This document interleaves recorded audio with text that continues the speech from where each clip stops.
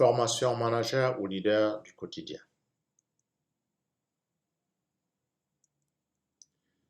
Alors, dans cette formation relative au manager ou leader du quotidien, le grand 1 nous a permis de répondre au questionnement: êtes-vous manager ou leader? Le grand 2 nous a permis de répondre à manager ou leader, l'importance de motiver ses équipes. Le grand 3 nous conduira à traiter du manager ou leader, comment tirer profit de la délégation.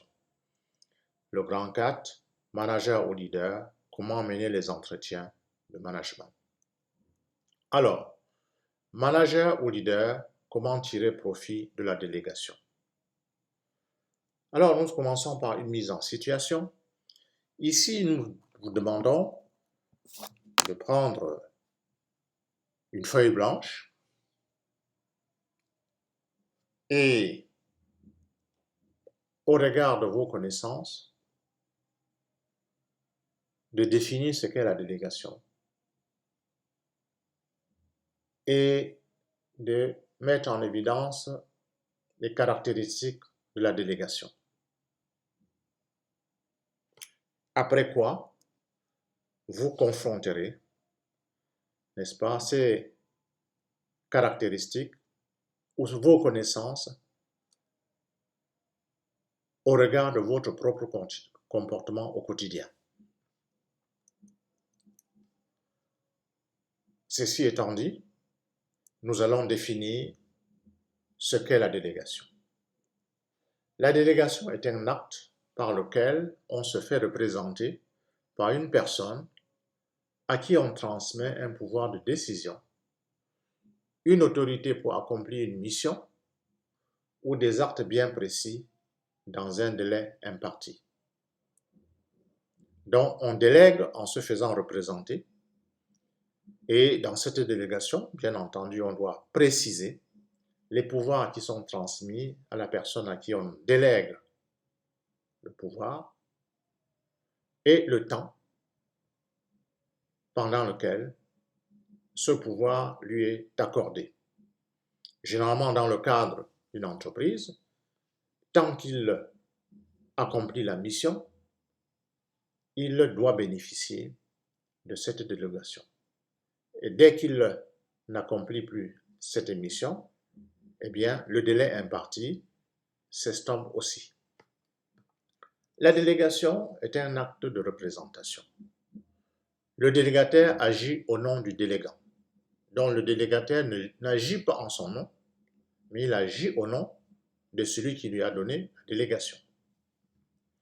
La délégation est un acte de transfert de pouvoir. Donc, quand je délègue, je transfère le pouvoir. Le délégant se décharge au profit du délégataire qui peut de ce fait décider ou imposer à autrui. C'est ce que nous constatons dans les entreprises. Le responsable d'une unité de l'entreprise a reçu le pouvoir d'agir en lieu et place du délégant. La délégation précise les fonctions et les missions déléguées. Vous ne pouvez donc pas déléguer sans préciser les fonctions, sans préciser la mission. Le délégataire ne peut donc agir que dans le cadre strict de ce qui lui a été délégué. Donc, s'il va au-delà, il va outrepasser les pouvoirs qui lui ont été confiés. Et dans ce cas-là, il risque d'être sanctionné. La délégation est toujours circonscrite dans le temps. Vous ne pouvez pas dire à quelqu'un, je vous délègue ce pouvoir sans préciser les conditions de la délégation, sans préciser la temporalité de la délégation. J'ai dit, si vous êtes dans une entreprise et qu'on vous nomme à une fonction de responsabilité, eh bien la délégation dure le temps de cette fonction que vous occupez. Généralement, donc, c'est le temps de l'exercice de la fonction ou de la mission.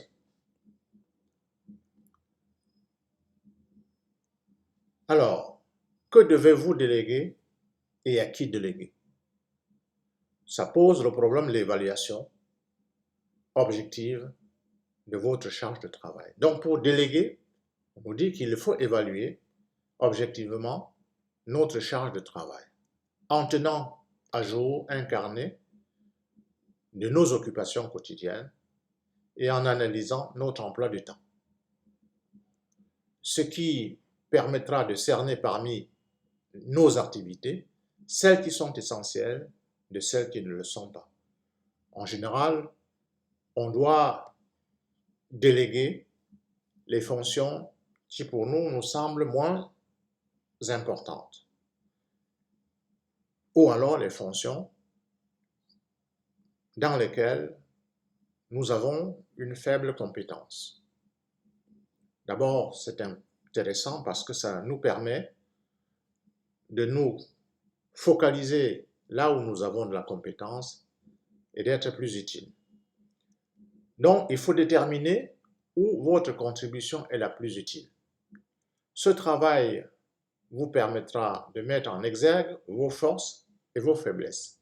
Généralement, vous allez déléguer non seulement les activités non essentielles, mais aussi celles pour lesquelles vous avez moins de compétences.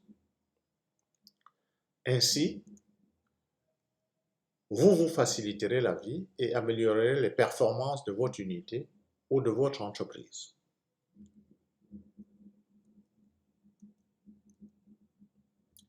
Trouvez les meilleurs éléments. On ne délègue pas à n'importe qui, il faut déléguer aux meilleurs éléments. Tous vos éléments n'étant pas aptes à assumer des responsabilités, il est nécessaire de trouver ceux capables de prendre des responsabilités. Généralement, c'est en recrutant des éléments aux compétences complémentaires aux vôtres que vous trouverez votre bonheur. Donc, si vous recrutez des gens qui n'ont que les mêmes compétences que vous aurez du mal à déléguer. Les activités déléguées doivent être clairement identifiées, ainsi que le processus d'évaluation est relatif. Vous ne pouvez pas déléguer sans mettre sur pied le processus d'évaluation des fonctions déléguées. Formez, accompagnez, responsabilisez et faites confiance. Grâce à la formation et à l'accompagnement, vous allez permettre à vos collaborateurs d'acquérir de nouvelles compétences. Donc, quand on délègue, il faut être sûr que la personne à qui on délègue a des compétences pour exercer la fonction ou la tâche à lui confier, auquel cas on va la former. Il faut donner plus de responsabilités et en donnant plus de responsabilités, on renforce la confiance, n'est-ce pas, de ses collaborateurs. Partagez vos objectifs avec vos collaborateurs. Ce partage se fait par des réunions périodiques avec les collaborateurs. Les objectifs doivent être précisés en termes de résultats à court, moyen et long terme, et une fois atteints, ils doivent être célébrés. Une telle approche vous permet de gagner l'appui de vos collaborateurs.